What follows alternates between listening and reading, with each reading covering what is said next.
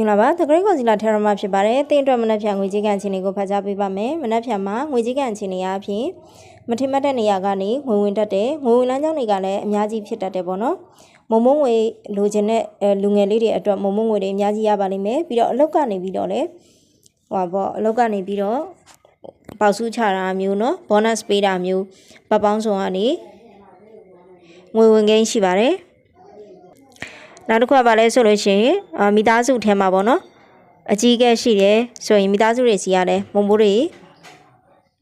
ရတတ်တယ်ဆိုတာမျိုးလေးတွေ့ရပါတယ်နော်အိမ်တွင်းမိသားစုနဲ့စီးပွားရေးဆက်တူလုပ်ထားရဆိုလို့ရှိရင်အဲ့ဒါကြီးလည်းအဆင်ပြေတယ်နောက်ကိုနဲ့ပေါ့နော်သွင်းတိုင်းလိုမျိုးချစ်ရတဲ့မိသားစုအရင်လိုမျိုးချစ်ရတဲ့သူတွေစီကနေပြီးတော့လဲငွေကြေးရတတ်တယ်ဆိုတာမျိုးတွေ့ရတယ်နော်အဲ့မျိုးလေးတွေ့ရပါတယ်အဲ့တော့လူငယ်တွေအတွက်လည်းပို့ပြီးတော့ကောင်းတယ်မနှက်ဖြတ်မှာပေါ့နော်ချစ်ရတဲ့သူတွေစီကနေပြီးတော့မုံဖို့အလွယ်တကူရနိုင်တဲ့နေမျိုးလို့ပြောလို့ရပါတယ်စီဝိုင်းတွေလုံးမယ်ဆိုလို့ရှိရင်တော့မနှက်ဖြတ်မှာအတားစီးလေးတစ်ခုတော့ဖြစ်တတ်တယ်ပေါ့နော်အဲ့လိုမျိုးလေးတွေ့ထားတယ်အတားစီးလေးတစ်ခုဖြစ်တတ်တယ်ယာရုတိုးတာကြီးပါဆိုလို့ရှိရင်ကိုကပေါ့နော်ယာရုတိုးကင်းရှိရဆိုလို့ရှိရင်ကိုယ့်ရဲ့အထက်လူကြီးကယာရုတိုးမဲ့ကိစ္စမှာ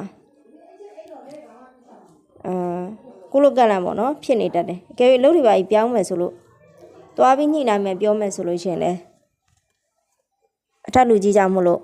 အထင်ငေါ့ဖြစ်တတ်တယ်ဆိုတာမျိုးလေးတွေ့ရတယ်ဒါမဲ့လို့ကံကောင်းချင်တော့လူမစွမ်းနတ်မဆိုသလိုပပေါင်းဆောင်ကနေပြီးတော့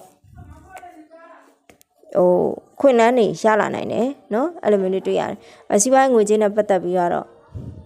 ဘယ်လောက်ပဲလူတားဆီးရှိပါစေကန်တော်ကောင်းနေတဲ့ပုံစံမျိုးလေးကိုတွေ့ရပါတယ်